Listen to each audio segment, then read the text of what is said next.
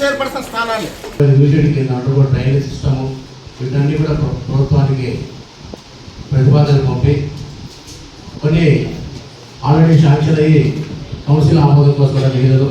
ఇవన్నీ తీసుకొని పట్టణ అభివృద్ధికి అందరూ కూడా సహకారం చేయాలి. సంవత్సరం రోజులు మనకు సమయం ఉంది.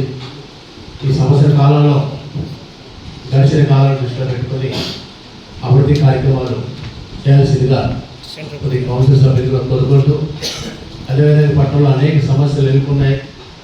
రోడ్లు కావచ్చు, ఉరికాలు, పరిశుభ్రత, ఇవన్నీ కూడా అందరూ కలిసికట్టుగా నిర్వహించి ఏం చేసినప్పటికీ ఏదైనా కూడా ప్రజా సంక్షేమ వైపు అందరూ ఇవ్వాలని కోరుకుంటూ ఈ సమాజంలో అన్ని అంశాలకు సంబంధించి సంవత్సరం రోజులు మనకు సమయం ఉంది. ఈ సంవత్సర కాలంలో గడిచిన కాలాన్ని దృష్టిలో పెట్టుకొని అభివృద్ధి కార్యక్రమాలు చేయాల్సిందిగా ప్రతి కౌన్సిల్ సభ్యులుగా కోరుకుంటూ, అదేవిధంగా పట్టణంలో అనేక సమస్యలు ఎదుర్కొన్నాయి. అభివృద్ధి సంక్షేమానికి సంబంధించినటువంటి అంశాలని ఇవాళ కౌన్సిల్ సమావేశం ఆమోదించబడతా ఉంది.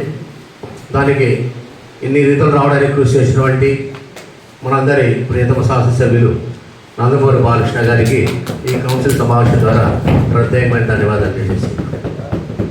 అదేవిధంగా 93 కోట్ల రూపాయలు SDF కింద 120 కోట్ల స్పెషల్ ఫండ్స్ ప్రత్యేక నిధులు తీసుకొచ్చి 15th ఫైనాన్స్ కావచ్చు, ASC గ్రాంట్స్ కావచ్చు, అదేవిధంగా రాబోయే యూజీడీ కింద అండర్గ్రౌండ్.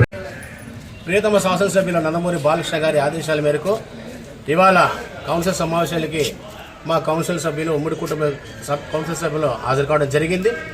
ఈరోజు చరిత్రలోనే మొట్టమొదటిసారిగా దాదాపు 700 కోట్లకు సంబంధించినటువంటి అభివృద్ధికి సంబంధించిన అంశాలను ఇవాళ కౌన్సిల్లో పొందుపరచడం జరిగింది.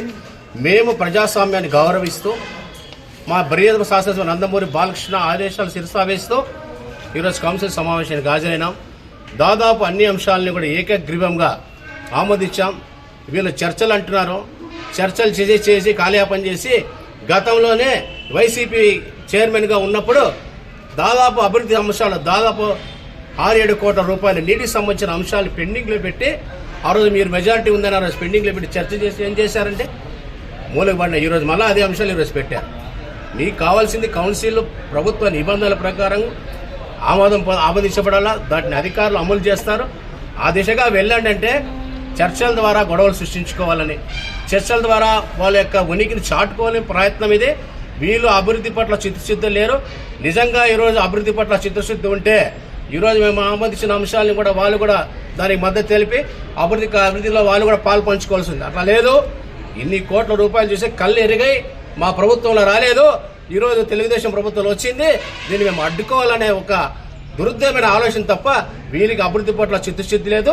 చిత్తశుద్ధి ఉండే వాళ్ళైతే ఇన్ని రోజులు కూడా గతంలో తెలుగుదేశం ప్రభుత్వ అధికారులు వచ్చిన వెంటనే మొదటి నెల కౌన్సిల్ సమావేశాలు ఏం జరిగింది చూశారు. ఆ రోజు ASC గ్రాంట్స్ కింద ఇవాళ వీళ్ళ యొక్క నిర్వాహకం వల్ల దాదాపు ఈరోజు 3 నెలలు హిందూపూర్ ప్రజలు నీటి సంస్థ కొట్టిమిట్టారు. మళ్ళా నందమూరి బాలకృష్ణ గారు చొరవ వహించి తన సొంత నిధులతో మోటార్ రెడీ చేయించారు. ఇది అదే అంశాలకు సంబంధించి ఈరోజు కౌన్సిల్లో పెడితే దానిపైన చర్చ అంటారా? వద్దనక్కర్లే. కొంచెం ఆయన అభివృద్ధి చేయాల్సిన ఆలోచన కూడా మేము ఆమోదించినాం. సరే, మేము ఆమోదిస్తున్నాం చెప్తే కాదు, చర్చలు చేసి ఏం చేయాలి, కాలయాపన తప్ప అభివృద్ధిలో సిద్ధశుద్ధి లేదు. మేము అన్ని అంశాలని కూడా మా కౌన్సిల్ సభ్యులందరూ కూడా అన్ని అంశాలు కూడా ఇవాళ ఆమోదించబడి దాన్ని ముందుకు నడపాలా, దాన్ని అదే అభివృద్ధి పనులు నడిపించాలని మేము కోరడం జరిగింది. ఇంకా అనవసరమైన కాలయాపన చేసుకొని చర్చల వల్ల గొడవలు పెట్టుకొని చూసుకుంటూ వాళ్ళ యొక్క నైతికమైన విలువని వదిలేస్తున్నాం. ఏదేమైనా కూడా అందరూ కూడా కలిసిమెలిసి అభివృద్ధి కోసం నడుస్తున్నాం. నందమూరి బాలకృష్ణ గారి ఆదేశాల మేరకు మేము హిందూపూర్ అభివృద్ధిలో చిత్తశుద్ధిగా వ్యవహరిస్తాం. జై బాలయ్య. హిందూపురం ప్రియతమ శాసనసభ్యులు శ్రీ నందమూరి బాలకృష్ణ గారి ఆధ్వర్యంలో హిందూపురం సెలక్షన్ మున్సిపాలిటీలో నిధులు వరదై పడుతూ ఉంది. ఎందుకంటే గతంలో 100 సంవత్సరాల చరిత్ర గల హిందూపూర్ మున్సిపాలిటీ మొట్టమొదటిసారిగా నందమూరి బాలకృష్ణ గారు 3వసారి శాసనసభ్యుడిగా ప్రాతినిధ్యం వహిస్తూ ఇవాళ మున్సిపాలిటీకి పెద్ద ఎత్తున నిధులు తీసుకురావడం జరిగింది. ఈరోజు అదే అంశాన్ని కౌన్సిల్ ఆమోదంలో ఉంచి అవన్నీ కూడా ఆమోదం పొందుతున్నాయి. దాదాపు ఇవాళ 120 కోట్ల రూపాయలతో ప్రత్యేక నిధులు తీసుకొచ్చి హిందూపురానికి మరింతగా తాగునీటి సమస్య తీర్చాలి. మరి పైప్ లైన్స్ కావచ్చు, తర్వాత యూలేసర్ వాటర్ ట్యాంకర్ కావచ్చు, 3 రోజులకు ఒకసారి ఖచ్చితంగా పుర ప్రజలకు నీళ్లు అందించాలని ఏకైకంలో వచ్చి 120 కోట్ల రూపాయలు తీసుకురావడం జరిగింది.